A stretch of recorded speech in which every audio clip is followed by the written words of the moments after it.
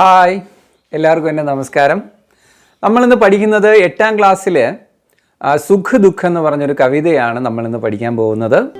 ഈ കവിത എഴുതിയിരിക്കുന്നത് ഹിന്ദിയിലെ വളരെ വിഖ്യാതനായ കവി സുമിത്രാനന്ദൻ പന്താണ്. ഈ കവിതയിൽ അദ്ദേഹം പറയുന്നത് ജീവിതത്തിൽ സുഖവും ദുഃഖവും മാറി മാറി വരും. അതായത് ജീവിതത്തിൻ്റെ രണ്ട് ഏടുകളാണ് സുഖവും ദുഃഖവും. മനസ്സിലായോ? അപ്പോൾ ഇതിന് രണ്ടിനെയും നമ്മൾ ജീവിതത്തിൽ ഒരുപോലെ അംഗീകരിക്കണം, സ്വീകരിക്കണം എന്നാണ് ഈ കവിതയിലൂടെ അദ്ദേഹം നമ്മളോട് പറയുന്നത്. ഓക്കെ, അപ്പോൾ സുഖദുഃഖം എന്ന് പറഞ്ഞ കവിത നമുക്ക് പഠിച്ചു തുടങ്ങാം. അതിനുമുമ്പ് ഞാൻ എന്നും പറയുന്ന പോലെ എല്ലാവരും എൻ്റെ ചാനൽ സബ്സ്ക്രൈബ് ചെയ്യുക, അതേപോലെ ലൈക്ക് ചെയ്യുക, ഷെയർ ചെയ്യുക. നിങ്ങൾക്ക് എന്തെങ്കിലും സംശയങ്ങളുണ്ടെങ്കിൽ നിങ്ങൾ തീർച്ചയായിട്ടും കമൻറ്റ് ബോക്സിൽ എഴുതുക. അതിന് ഞാൻ തീർച്ചയായിട്ടും മറുപടി തരുന്നതായിരിക്കും. ഓക്കെ, നമുക്ക് നേരെ പാഠഭാഗത്തിലേക്ക് പോവാം.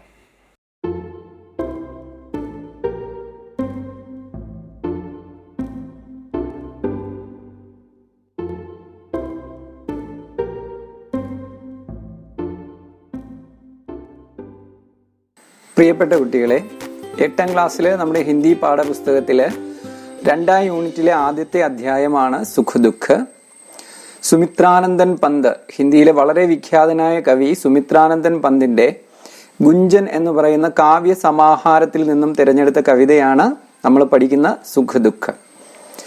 ഈ കവിതയിൽ കവി നമ്മുടെ നിത്യജീവിതത്തിലുള്ള സുഖ ദുഃഖങ്ങളുടെ സ്ഥാനത്തെക്കുറിച്ചും ജീവിതത്തെക്കുറിച്ച് കവിയുടെ കാഴ്ചപ്പാടുകളുമാണ് പ്രതിപാദിച്ചിരിക്കുന്നത്.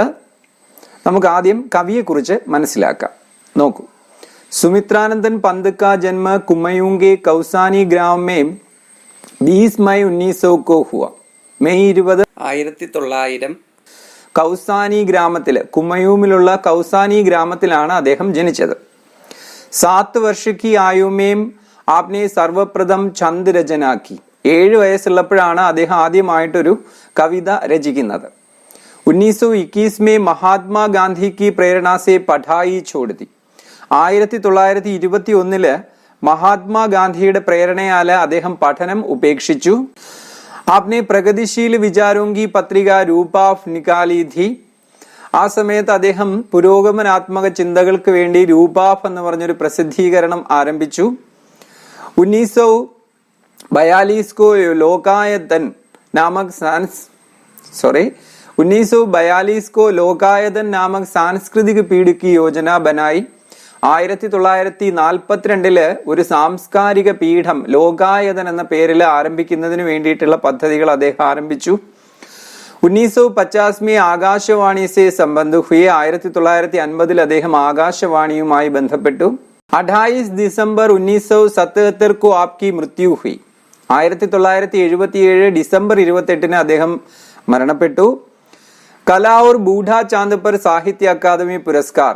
കലാ और ബൂഢാ ചാന്ദ് എന്ന് പറയുന്ന അദ്ദേഹത്തിന്റെ രചനയ്ക്ക് സാഹിത്യ അക്കാദമി പുരസ്കാരവും, ലോകായതൻ पर സോവിയറ്റ് ലാൻഡ് നെഹ്റു പുരസ്കാർ, ലോകായതൻ എന്ന അദ്ദേഹത്തിന്റെ രചനയ്ക്ക് സോവിയറ്റ് ലാൻഡ് നെഹ്റു പുരസ്കാരവും, ചിദംബര എന്ന അദ്ദേഹത്തിന്റെ രചനയ്ക്ക് ജ്ഞാനപീഠ പുരസ്കാരവും ലഭിച്ചിട്ടുണ്ട്. ഓക്കെ, നിങ്ങൾക്ക് അപ്പോൾ സുമിത്രാനന്ദൻ പന്ത് എന്ന് പറയുന്ന കവിയെ കുറിച്ച് മനസ്സിലായല്ലോ. ഇനി നമുക്ക് അദ്ദേഹത്തിന്റെ കവിത പഠിച്ചു തുടങ്ങാം. ശരി, നോക്കൂ കുട്ടികളെ, ഈ കവിതയിൽ കവി പറയുന്നത് സുഖദുഃഖങ്ങളുടെ സംഗമ സ്ഥാനമാണ് നമ്മുടെ ജീവിതം. അതായത് സുഖവും ദുഃഖവും ചേരുന്നതാണ് മനുഷ്യ ജീവിതം. ഇത് രണ്ടും ചേരുമ്പോഴാണ് നമ്മുടെ ജീവിതം പൂർണ്ണമാകുന്നത്. ജീവിത വിജയം നേടാൻ നമുക്ക് സുഖത്തെയും ദുഃഖത്തെയും ഒരേപോലെ അംഗീകരിക്കേണ്ടതുണ്ട്. ഈ ഒരു ആശയത്തെ വളരെ ലളിതമായി അവതരിപ്പിക്കുന്ന കവിതയാണ് സുഖ് ദുഃഖ്. നോക്കൂ, നമുക്ക് കവിതയുടെ 1ാമത്തെ സ്റ്റാൻസ പഠിക്കാം. मैं नहीं चाहता चिर सुख, मैं नहीं चाहता चिर दुख, सुख दुख की खेल मिचौनी, खोलो जीवन अपना मुख. कवि अपने जीवन में चिर सुख या चिर दुख नहीं चाहता है. मैं नहीं चाहता चिर सुख. चिर सुख मतलब അതെ, നിരന്തർ സുഖ്, എന്നും നിലനിൽക്കുന്ന സുഖം അദ്ദേഹം ജീവിതത്തിൽ ആഗ്രഹിക്കുന്നില്ല. അതേപോലെ എന്നും നിലനിൽക്കുന്ന ദുഃഖവും അദ്ദേഹം ജീവിതത്തിൽ ആഗ്രഹിക്കുന്നില്ല. നമ്മളിൽ ചിലരെങ്കിലും ജീവിതത്തിൽ എല്ലായ്പ്പോഴും സന്തോഷം, സുഖം ആഗ്രഹിക്കാറുണ്ട്. പക്ഷെ ജീവിതത്തിൽ ദുഃഖം ആരും ആഗ്രഹിക്കാറില്ല. പക്ഷെ കവി ഈ 2 വരിയിൽ പറയുന്നത് ജീവിതത്തില് എന്നെന്നും നിലനിൽക്കുന്ന സുഖവും എന്നെന്നും നിലനിൽക്കുന്ന ദുഃഖവും അദ്ദേഹം ആഗ്രഹിക്കുന്നില്ല. സുഖ ദുഃഖ കി ഖേല് മിജൗനി, ഖോലോ ജീവൻ അപ്പനാ മുഖ്. സുഖ ദുഃഖ सुख और दुख की खेल मिचौनी से ही जीवन अपना वास्तविक मुख खोलता है. സുഖദുഃഖങ്ങളുടെ കണ്ണുകെട്ടിക്കളിയിലൂടെയാണ്. ഏതിലൂടെയാണ്? അതെ, സുഖദുഃഖങ്ങളുടെ കണ്ണുകെട്ടിക്കളിയിലൂടെയാണ് ജീവിതം അതിന്റെ മുഖം കാണിക്കുന്നത്. അതായത് ജീവിതത്തെ നമ്മൾ ഫേസ് ചെയ്യേണ്ടത് സുഖദുഃഖങ്ങൾ എന്ന യാഥാർത്ഥ്യത്തെ അംഗീകരിച്ചുകൊണ്ട് വേണം നമ്മൾ ജീവിതത്തെ അഭിമുഖീകരിക്കാൻ. മനസ്സിലായോ? അപ്പൊ സുഖവും ദുഃഖവും ജീവിതത്തിൽ വേണം. അതൊരു കണ്ണുകെട്ടിക്കളി പോലെയാണ്, ഒളിച്ചുകളി പോലെയാണ് സുഖദുഃഖങ്ങൾ എന്ന് കവി പറയുന്നു. കാരണം എന്താണ്? അതെ, സുഖം ഉണ്ടാകുമ്പോൾ, സന്തോഷം ഉണ്ടാകുമ്പോൾ ദുഃഖം മറഞ്ഞിരിക്കും, ദുഃഖം വരുമ്പോൾ സന്തോഷം മറഞ്ഞിരിക്കും. ഈ ഒരു കണ്ണുകെട്ടിക്കളിയാണ് ജീവിതത്തിന്റെ യാഥാർത്ഥ്യം എന്ന് പറയുന്നത്. ആ യാഥാർത്ഥ്യത്തെ നമ്മൾ മനസ്സിലാക്കുകയും സുഖദുഃഖങ്ങളെ ജീവിതത്തിൽ ഒരുപോലെ അംഗീകരിക്കുകയും ചെയ്യണമെന്നാണ് കവി ഈ ആദ്യത്തെ സ്റ്റാൻസയിൽ പറയുന്നത്. ഓക്കെ, നോക്കൂ ഒന്നുകൂടെ. മേനഹീൻ ചാഹ്താ ചിരസുഖ്, മേനഹീൻ ചാഹ്താ ചിരദുഃഖ്, സുഖ ദുഃഖ കി ഖേൽ മിജൗനി ഖോലോ ജീവൻ അപ്പനാ മുഖ്. ഇതിന്റെ ആശയം കൂടെ ഒന്ന് പറഞ്ഞു തരാം. कविवर पंद कहते हैं कि वे अपने जीवन में सदा सुख या दुख नहीं चाहते हैं, उन दोनों का मेल होना चाहिए. ഇത് രണ്ടും ഒരുമിച്ച് ചേരണം. സുഖവും ദുഃഖവും ഒരുമിച്ച് ചേരുന്നതാണ് ജീവിതം.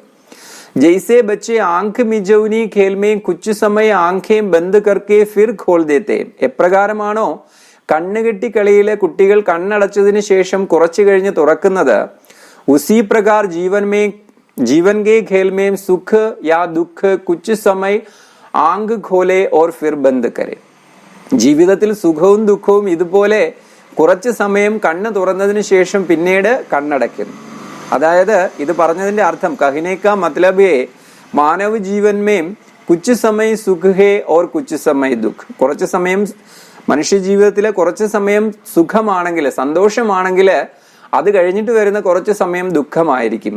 തഫി ജീവൻ ഖേൽ കി ഹി തര മസേദാർ ഹോഗ. അപ്പോഴാണ് ജീവിതം ഒരു കളി പോലെ രസകരമായി ആസ്വാദ്യകരമായി മാറുക. നഹീന്തോ ജീനാ ഫി കഠിൻ ഹോഗ, അല്ലെങ്കിൽ ജീവിക്കുക തന്നെ നമുക്കൊരു പ്രയാസമായി മാറും. അപ്പോൾ സുഖദുഃഖങ്ങളെ ജീവിതത്തിലെ ഒരുപോലെ അഭിമുഖീകരിക്കണം, ആ യാഥാർത്ഥ്യത്തെ നമ്മൾ മനസ്സിലാക്കണമെന്നാണ് കവി ഇവിടെ പറയുന്നത്. ഓക്കെ, നമുക്കിനി അടുത്ത സ്റ്റാൻസ പഠിക്കാം. നോക്കൂ. सुख दुख के मधुर मिलन से यह जीवन हो परिपूर्ण, फिर घन में ओछल हो शशि, फिर शशि से ओछल हो घन. ഇവിടെ കവി പറയുന്നത് നോക്കൂ. സുഖ ദുഃഖ കെ മധുര മിലനസെ, സുഖ ദുഃഖങ്ങളുടെ മധുരമായ കൂടിച്ചേരലിലൂടെയാണ് യഹ് ജീവൻ ഹോ പരിപൂരന്, ഈ ജീവിതം പരിപൂർണമാകുന്നത്. സുഖ ഓർ ദുഃഖ കി മധുര മിലൻസെ യഹ് ജീവൻ പരിപൂർണ ഹോ ജാത്താ ഹെ. സുഖവും ദുഃഖവും കൂടി ചേരുമ്പോഴാണ് ഈ ജീവിതം പരിപൂർണമായി മാറുന്നത്. ഫിർ ഘനുമേ മോച്ചൽ ഹോ ശശി, ഫിർ ശശി സേ ഓച്ചൽ ഹോ ഘന.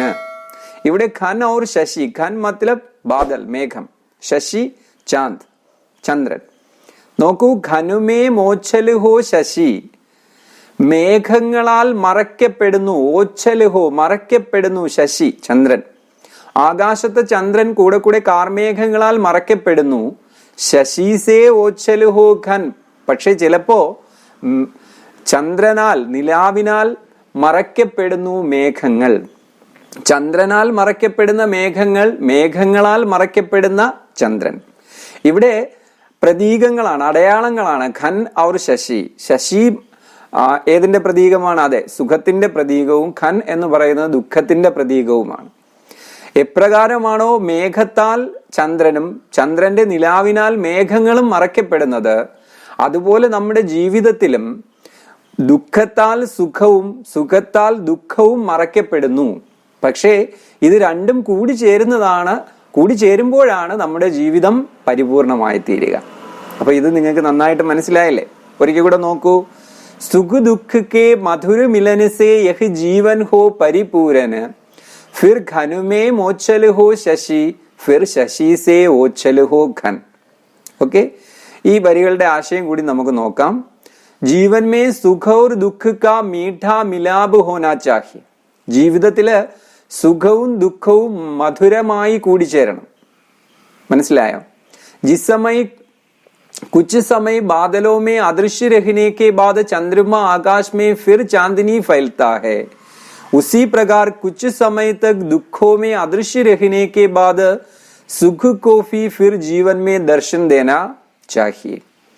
എപ്രകാരമാണോ കാർമേഘങ്ങളാൽ അദൃശ്യനായതിനു ശേഷം ചന്ദ്രൻ ആകാശത്തില് നിലാവ് പരത്തുന്നത്, അതുപോലെ കുറച്ചു സമയം ദുഃഖത്താൽ അദൃശ്യമായിരുന്നതിന് ശേഷം സുഖവും ജീവിതത്തില് കടന്നു വരിക തന്നെ ചെയ്യും. बादलों में छिपे चांद के दिखाई देते ही मन को बड़ा आनंद मिलता है.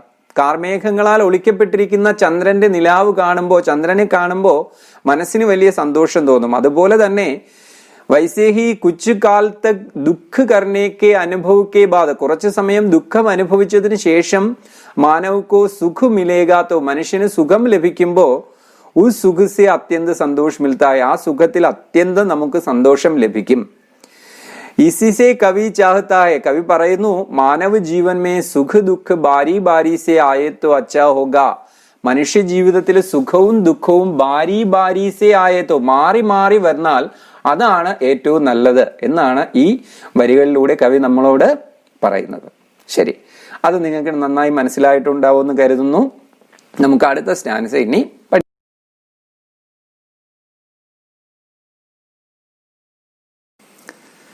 जग पीड़ित है अति दुख से, जग पीड़ित रे अति सुख से, मानव जग में बंट जाए दुख सुख से ओ सुख दुख से. जग पीड़ित है अति दुख से, जग पीड़ित रे अति सुख से. കവി ഈ വരികളിൽ പറയുന്നത് അതിദുഃഖം എങ്ങനെയാണോ നമുക്കൊരു പീഡനയായി മാറുന്നത്, നമുക്ക് വേദനയായി മാറുന്നത്, അതുപോലെ തന്നെ അതിസുഖ് ഭി, അത്യധികമായ സന്തോഷവും ഒരു പീഡനയാണ് അല്ലെങ്കിൽ വേദനയാണ്. ലോകം അത്യധികമായ ദുഃഖത്താൽ വേദനിക്കുന്നത് പോലെ തന്നെ അത്യധികമായ സന്തോഷവും ഒരു വേദനയാണെന്നാണ് കവി ഈ വരികളിൽ പറയുന്നത്. മാനവ് ജഗുമേ ബണ്ട് ജായേം ദുഃഖ് സുഖ് സേ ഓർ സുഖ് ദുഃഖ് സേ. അദ്ദേഹം പറയുന്നത് സുഖ് ദുഃഖ ഓർ ദുഃഖ സുഖ, സുഖ ദുഃഖവും അല്ലെങ്കിൽ ദുഃഖ സുഖവും, ഇങ്ങനെ മനുഷ്യ ജീവിതത്തെ വേർതിരിക്കുന്നു. ബണ്ട് ജായേം, ഒന്നെങ്കിൽ ദുഃഖ സുഖത്താൽ മനുഷ്യ ജീവിതത്തെ വേർതിരിക്കപ്പെട്ടിരിക്കുന്നു, അല്ലെങ്കിൽ സുഖ ദുഃഖത്താൽ വേർതിരിക്കപ്പെട്ടിരിക്കുന്നു. അതായത് ഒരു മനുഷ്യന്റെ ജീവിതത്തില് സുഖ ദുഃഖങ്ങൾ മാറി മാറി വരുന്നു. സുഖ ദുഃഖങ്ങളെ ഒരുപോലെ അനുഭവിക്കുന്നതിലൂടെയാണ് മനുഷ്യ ജീവിതം പരിപൂർണമായി തീരുക എന്നാണ് കവി ഈ വരികളിൽ പറയുന്നത്. മനസ്സിലായോ? നോക്കൂ, ജഗ് പീഡിത് ഹേ അതി ദുഃഖ് സേ, ജഗ് പീഡിത് രേ അതി സുഖ് സേ, മാനവ് ജഗ് മേ ബണ്ട് ജായേം ദുഃഖ് സുഖ് സേ ഓർ സുഖ് ദുഃഖ് സേ. അപ്പൊ ഈ വരികളിൽ കവി പറയുന്നത് മനുഷ്യ ജീവിതം സുഖ ദുഃഖങ്ങളാൽ വിഭജിക്കപ്പെട്ടിരിക്കുന്നു. ബണ്ട് ജായേം എന്ന് വെച്ചാൽ എന്താ മീനിങ്? അതെ, വിഭജിക്കപ്പെട്ടിരിക്കുന്നു. മനുഷ്യ ജീവിതം സുഖ ദുഃഖങ്ങളാൽ വിഭജിക്കപ്പെട്ടിരിക്കുന്നു എന്നാണ് കവി പറയുന്നത്. എന്തായാലും നമുക്ക് ഈ വരികളുടെ ആശയം കൂടെ നോക്കാം. കവി कहते हैं कि अधिक सुख और अधिक दुख, कवि कहते हैं कि अधिक सुख और दुख दोनों से भी दुख ही पाते हैं. അത്യധികമായ സുഖം അത്യധികമായ ദുഃഖം രണ്ടിൽ നിന്നും നമുക്ക് വേദന മാത്രമേ ലഭിക്കൂ എന്നാണ് കവി പറയുന്നത്. മാനവ് സുഖ് की अधिकता ही नहीं बल्कि सुख की अधिकता भी सह नहीं सकेगा. മനുഷ്യന് ദുഃഖത്തിന്റെ ആധിക്യം മാത്രമല്ല മനുഷ്യനെ വേദനിപ്പിക്കുക, സുഖത്തിന്റെ ആധിക്യവും, സുഖം കൂടുതലായാലും അത് നമുക്ക് സഹിക്കാൻ കഴിയില്ല, അത് നമുക്കൊരു വേദനയായി മാറും. അധിക സുഖ് ദുഃഖ് ഹി ദേഗ, അധികമായ സുഖം നമുക്ക് ദുഃഖം തന്നെ തരും എന്നാണ് കവി പറയുന്നത്. ഇസ്ലിയെ ഉസ്കാ ബരാബർ ബണ്ടുവാര ഹോ ജാനാ ചാഹി, അതുകൊണ്ട് സുഖ ദുഃഖങ്ങളെ നമ്മൾ തുല്യമായി വിഭജിക്കുന്നു. ജീവിതം പരിപൂർണമാകുന്നതിന് സുഖ ദുഃഖങ്ങളെ നമ്മൾ തുല്യമായി വിഭജിക്കുന്നു. യാനി സുഖ ദുഃഖക്കെ സമന്വയ സേഹി, അതായത് സുഖ ദുഃഖങ്ങളുടെ സമന്വയത്തിലൂടെ, കൂടിച്ചേരലിലൂടെയാണ് മാനവ ജീവൻ ആരാം പാ സക്താ ഹെ, മനുഷ്യ ജീവിതത്തിന് സുഖം ലഭിക്കുക. മനുഷ്യ ജീവിതം സുഖകരമായി തീരുന്നത് സുഖ ദുഃഖങ്ങളുടെ സമന്വയത്തിലൂടെയാണെന്നാണ് കവി ഈ വരികളിൽ പറയുന്നത്. ഇപ്പൊ എന്തായാലും നിങ്ങൾക്ക് നന്നായിട്ട് ഈ 4 വരികളുടെ ആശയം മനസ്സിലായിട്ടുണ്ടാവും. നമുക്കിനി അടുത്ത നോക്കൂ. അവിരത് ദുഃഖ ഹേ ഉത്പീഡന് അവിരത് സുഖ ഭീ ഉത്പീഡന് ദുഃഖ സുഖ കി നിശാ ദിവാമേം സോത്താ ജാഗത്താ ജഗ് ജീവന്. എന്താണ് ഇതിന്റെ ആശയം? അവിരത് ദുഃഖ ഹേ ഉത്പീഡന്. അവിരത് മത്ലബ് നിരന്തരമായ, ലഗാതാർ, നിരന്തരമായ ദുഃഖം ഉത്പീഡനയാണ്. അതേപോലെ തന്നെ നിരന്തരമായ സുഖവും ഉത്പീഡനയാണ്. മനസ്സിലായോ? ലഗാതാർ മിൽനെ വാലെ സുഖ ഔർ ദുഃഖ ദോനോ മനുഷ്യക്കോ ദുഃഖി ബനാത്താ ഹെ. രണ്ടും മനുഷ്യനെ ദുഃഖിപ്പിക്കും, വേദനിപ്പിക്കും. ദുഃഖ സുഖ കി നിശാ ദിവാമേ സോത്താ ജാഗത്താ ജഗ് ജീവന്. ദുഃഖ സുഖങ്ങളുടെ അല്ലെങ്കിൽ സുഖ ദുഃഖങ്ങളുടെ നിശാ ദിവാമേം, രാത്രിയിലും പകലിലും, നിശ രാത്ത്, ദിവ ദിൻ, രാത്രിയിലും പകലിലും, സോത്താ ജാഗത്ത ഉറങ്ങുന്നു ഉണരുന്നു, ജഗ് ജീവിത് ലോക ജീവിതം. സുഖ ദുഃഖങ്ങളാകുന്ന രാത്രിയിലും പകലിലും മനുഷ്യ ജീവിതം എന്ത് ചെയ്യുന്നു? അതെ, ഉറങ്ങുന്നു ഉണരുന്നു. മനസ്സിലായോ? അവിരത് ദുഃഖ ഹേ ഉത്പീഡന അവിരത് സുഖഫി ഉത്പീഡന. നിരന്തരമായ സുഖവും നിരന്തരമായ ദുഃഖവും നമുക്ക് വേദനയാണ് തരിക. അതായത് ജീവിതത്തിലെ നിരന്തരമായ ദുഃഖം നമ്മളെ എങ്ങനെയാണോ വേദനിപ്പിക്കുന്നത്, അതേപോലെ തന്നെ നിരന്തരമായ സുഖവും നമുക്ക് വേദനയായി തീരുമെന്നാണ് കവി പറയുന്നത്. സുഖ ദുഃഖ കി നിശാ ദിവാമേ. സുഖ ദുഃഖങ്ങൾ നിശാ ദിവ പോലെയാണ്. ഇതിൽ ഏതാണ് നിശ, ഏതാണ് ദിവ? അതെ, ദുഃഖമെന്ന് പറയുന്നത് നിശയും സുഖമെന്ന് പറയുന്നത് ദിവ പകലുമാണ്. ഈ നിശയിൽ രാത്രിയിൽ നമ്മൾ ഉറങ്ങുകയും പകല് നമ്മൾ ഉണരുകയും ചെയ്യുന്നു. അതുപോലെ സുഖദുഃഖങ്ങളാകുന്ന രാത്രിയും പകലും നമ്മുടെ ജീവിതത്തില് മാറി മാറി വരുന്നു. ഉറങ്ങുന്നതും ഉണരുന്നതും നമ്മുടെ ജീവിതത്തിൽ തുടർച്ചയായി നടക്കുന്ന ഒരു പ്രക്രിയയാണ്, അല്ലെ? അതുപോലെ സുഖവും ദുഃഖവുമാകുന്ന രാത്രിയും പകലും നിരന്തരം നമ്മുടെ ജീവിതത്തിൽ വരുന്നു പോകുന്നു. മനസ്സിലായോ? ശരി, നമുക്കിനി ഈ കവിതയുടെ ആശയം കൂടെ പരിശോധിക്കാം. അപ്പൊ നിങ്ങൾക്ക് നന്നായിട്ട് മനസ്സിലാവും. നോക്കൂ, കവി कहते हैं कि लगातार मिलने वाले सुख और दुख दोनों मानव जीवन को दुख ही देते हैं. കവി പറയുന്നത് തുടർച്ചയായി ലഭിക്കുന്ന ലഗാതാർ മിൽനെ വാലെ സുഖ ഔർ ദുഃഖ, സുഖവും ദുഃഖവും രണ്ടും മനുഷ്യ ജീവിതത്തിനെ ദുഃഖകരമാക്കി തീർക്കും. ഇസ്ലിയെ രാത് ഔർ ദിൻ ബദൽത്തെ ഹി രഹത്തെ. ഏതുപോലെ രാത്രിയും പകലും മാറിക്കൊണ്ടിരിക്കുന്നു, അതുപോലെ മാനവ ജീവൻ മേ സുഖോർ ദുഃഖക്കോ ബദൽത്തെ രഹനാ ചാഹിയെ. മനുഷ്യ ജീവിതത്തിലും സുഖവും ദുഃഖവും മാറിക്കൊണ്ടിരിക്കണം. ഏസാ ഹോഗാത്തോ രാത്രിരൂപി ദുഃഖമേം മാനവ ജീവൻ സോത്താ രഹേഗ. അങ്ങനെ സംഭവിച്ചാൽ രാത്രിയാകുന്ന ദുഃഖത്തിൽ മനുഷ്യ ജീവിതം ഉറങ്ങുകയും ദിൻരൂപി സുഖമേം പകലാകുന്ന സുഖത്തിൽ മനുഷ്യൻ ഉണരുകയും ചെയ്യും. ഇവിടെ കവി രാത്രിക്കോ ദുഃഖക്കാ പ്രതീക, രാത്രിയെ ദുഃഖത്തിന്റെ പ്രതീകമായും അവർ ദിൻകോ പകലിനെ സുഖത്തിന്റെ പ്രതീകമായിട്ടാണ് കണക്കാക്കുന്നത്. ശരി, ഇപ്പൊ എല്ലാവർക്കും നന്നായിട്ട് മനസ്സിലായോ? നമുക്കെങ്കിൽ അടുത്ത സ്റ്റാൻസ് നോക്കൂ. യഹ് സാഞ്ച് ഉഷാക്ക ആംഗന് ആലിംഗന് വിരഹ് മിലനുക ചിരുഹാസ് അശ്രുമയ ആനന രേയിസ് മാനവ് ജീവൻ കാ. സാഞ്ച് ഉഷാക്ക ആംഗന്, संध्या और उषा के आंगन में आलिंगन विरह मिलन का, विरह और मिलन का आलिंगन हो रहा है. സന്ധ്യയുടെയും ഉഷയുടെയും ഈ മുറ്റത്ത് ആലിംഗനവും വിരഹ ഓർ മിലൻ കാ ആലിംഗൻ, വിരഹത്തിന്റെയും കൂടിച്ചേരലിന്റെയും ആലിംഗനം നിരന്തരം നടന്നുകൊണ്ടിരിക്കുന്നു. സന്ധ്യ നിങ്ങൾ നോക്കൂ, സാഞ്ച് ആരോടാണ് കൂടിച്ചേരുന്നത്? കിസ്സേ മിൽത്തേ ഹേം, അതെ രാത്സേ. ആരിൽ നിന്നാണ് അവൾ വേർപിരിയുന്നത്? അതെ, പകലിൽ നിന്ന് വേർപിരിഞ്ഞ് സന്ധ്യ രാത്രിയോട് കൂടി ചേരുകയും, ഉഷയാണെങ്കിലോ അതെ രാത്രിയോട് വേർപിരിഞ്ഞ് പകലിനോട് കൂടി ചേരുകയും ചെയ്യുന്നു. ഇത് നിരന്തരം സംഭവിക്കുന്നതാണ്.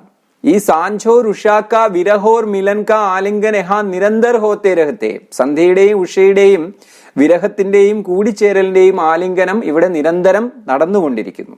അടുത്ത വരി നോക്കൂ. ചിരുഹാസ് അശ്രുമയി ആനനരേയിസ് മാനവ ജീവൻ കാ. അതുപോലെ ഈ മനുഷ്യ ജീവിതത്തിനും ഹാസ് ഓർ അശ്രു, കണ്ണുനീരും ചിരിയും അവന്റെ മുഖത്ത് നിരന്തരം വരികയും പോകുകയും ചെയ്യും. ഈ മനുഷ്യ ജീവിതവും എപ്പോഴും കണ്ണുനീരണിഞ്ഞതോ അല്ലെങ്കിൽ ചിരിക്കുന്നതോ ആയിരിക്കും. അതായത് കവി പറയുന്നത് സുഖവും ദുഃഖവും സന്ധ്യയെയും ഉഷയെയും പോലെ നമ്മുടെ ജീവിതത്തിൽ നിരന്തരം തുടർച്ചയായി വരികയും പോകുകയും ചെയ്യും. മനസ്സിലായോ? യഹ് സാഞ്ച് ഉഷാക്ക ആങ്കന് ആലിംഗന് വിരഹ് മിലനുക ചിരുഹാസ് അശ്രുമയ ആനന രേ ഇസ് മാനവ് जीवन का. संध्या और उषा के आंगन में विरह और मिलन निरंतर होते रहते हैं. इसी प्रकार മനുഷ്യ ജീവൻ കാ മുഖ് സദാ ഹസി ഓർ ആംസു സേ ഭരാ ഹെ. എല്ലായ്പ്പോഴും ചിരിയോ കണ്ണുനീരോ നിറഞ്ഞതായിരിക്കും മനുഷ്യ ജീവിതത്തിന്റെ മുഖവും. ഓക്കെ, നമുക്കിനി ഇതിന്റെ ആശയം കൂടെ വായിക്കാം. മാനവ് ജീവൻ മേ ഹസി ഔർ രുലായി ദോനോ സദാ രഹത്തെ. ചിരിയും കരച്ചിലും രുലായി കരച്ചിലും മനുഷ്യന്റെ ജീവിതത്തിൽ എല്ലായ്പ്പോഴും ഉണ്ടാവും. ജയ്സെ സബേര ഹോത്താ ഹെ ഓർ ഷാം ഹോത്തി ഹെ. രാവിലെയും വൈകുന്നേരവും ആകുന്നത് പോലെ. फिर सवेरा होता है वैसे ही ओके जैसे सवेरा होता है शाम होती है फिर सवेरा होता है वैसे ही जीवन में सुख मिलते हैं फिर दुख फिर सुख. എങ്ങനെയാണ് പ്രഭാതമാകുന്നു, വൈകുന്നേരമാകുന്നു, വീണ്ടും വൈകുന്നേരമാകുന്നു. അതുപോലെ മനുഷ്യ ജീവിതത്തിൽ സുഖം ലഭിക്കുന്നു, ദുഃഖം ലഭിക്കുന്നു, വീണ്ടും സുഖം ലഭിക്കുന്നു. ഈ പ്രക്രിയ ഇങ്ങനെ തുടർന്നുകൊണ്ടേയിരിക്കും. इस तरह സുഖ ദുഃഖമേ ഹസ്തേ രോത്തെ മാനവ ജീവൻ ആകെ ബട്ട. എങ്ങനെ സുഖ ദുഃഖങ്ങളിൽ ചിരിച്ചും കരഞ്ഞുമാണ് മനുഷ്യ ജീവിതം മുന്നോട്ട് പോകേണ്ടത്. സുഖ की हंसी और दुख की रुलाई दोनों मानव जीवन के लिए अनिवार्य होता है. സുഖത്തിന്റെ ചിരിയും അതേപോലെ തന്നെ ദുഃഖത്തിന്റെ കരച്ചിലും രണ്ടും മനുഷ്യ ജീവിതത്തിന് അനിവാര്യമാണ്. ഏതുപോലെ സാഞ്ച് ഓർ ഉഷ കെ സമാൻ. സന്ധ്യയും ഉഷയും നമുക്ക് അനിവാര്യമാണ്.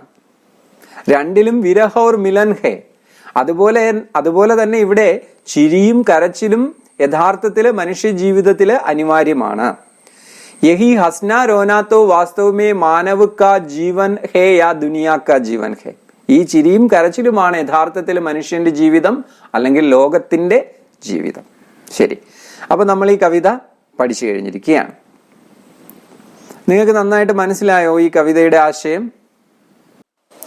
ഇതിൽ കവി പറയുന്നത് സുഖവും ദുഃഖവും കൂടിച്ചേരുന്നതാണ്, രണ്ടും കൂടി ചേരുന്നതാണ് നമ്മുടെ മനുഷ്യന്റെ ജീവിതം. സുഖ ദുഃഖ സമ്മിശ്ര ഹേ ഹമാരാ ജീവൻ.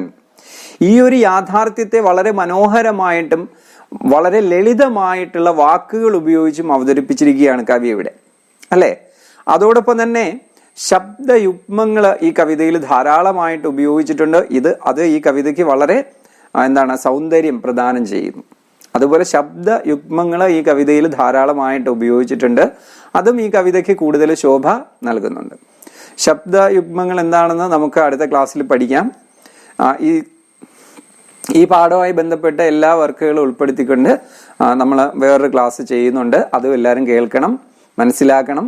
ഓക്കെ, വളരെ മനോഹരമായിട്ടുള്ളൊരു കവിതയായിരുന്നു അല്ലേ? എല്ലാവർക്കും നന്നായിട്ട് ഇഷ്ടപ്പെട്ടില്ലേ ഈ കവിത? അതെ, ജീവിതത്തിൽ സുഖവും ദുഃഖവും മാറി മാറി വരും. അത് വളരെ നല്ല ഉദാഹരണങ്ങളിലൂടെ, നല്ല താരതമ്യങ്ങളിലൂടെ, നല്ല പ്രതീകങ്ങളിലൂടെ സുഖവും ദുഃഖവും ജീവിതത്തിൻ്റെ രണ്ട് ഏടുകളാണെന്നും അതിനെ നമ്മൾ ഒരേപോലെ അംഗീകരിക്കണമെന്നും ഒരേപോലെ സ്വീകരിക്കണമെന്നും കവി നമ്മളോട് പറയുകയാണ്. വളരെ മനോഹരമായൊരു കവിതയായിരുന്നു സുഖദുഃഖ്. എല്ലാവർക്കും അതിൻ്റെ ആശയവും അതിൻ്റെ അർത്ഥങ്ങളും അതിൻ്റെ അർത്ഥവും ഒക്കെ മനസ്സിലായിട്ടുണ്ടാവുമെന്ന് ഞാൻ കരുതുന്നു. എന്തെങ്കിലും സംശയം ഉണ്ടെങ്കിൽ തീർച്ചയായിട്ടും കമൻറ്റ് ബോക്സിൽ എഴുതി ചോദിക്കണം. ഈ കവിതയുമായി ബന്ധപ്പെട്ട തുടർ പ്രവർത്തനങ്ങൾ, ഈ കവിതയുടെ ട്രാൻസ്ലേഷൻ, ആശയം, ഇതെല്ലാം ഞാൻ ഡിസ്ക്രിപ്ഷൻ ബോക്സിൽ കൊടുത്തിട്ടുണ്ട്. നിങ്ങളത് തീർച്ചയായിട്ടും പരിശോധിക്കണം. അതേപോലെ നിങ്ങൾക്ക് എന്തെങ്കിലും സംശയങ്ങൾ എന്നോട് നേരിട്ട് ചോദിക്കണമെന്നുണ്ടെങ്കിൽ എന്നെ കോൺടാക്റ്റ് ചെയ്യേണ്ട ഡീറ്റെയിൽസും ഞാൻ ഡിസ്ക്രിപ്ഷൻ ബോക്സിൽ കൊടുത്തിട്ടുണ്ട്. നിങ്ങൾക്കത് പരിശോധിക്കാവുന്നതാണ്. ഓക്കെ, ശരി. എന്തായാലും നമുക്ക് അടുത്ത ക്ലാസ്സിൽ വീണ്ടും കാണാം. അതുവരെ എല്ലാവർക്കും ബൈ, നമസ്കാരം.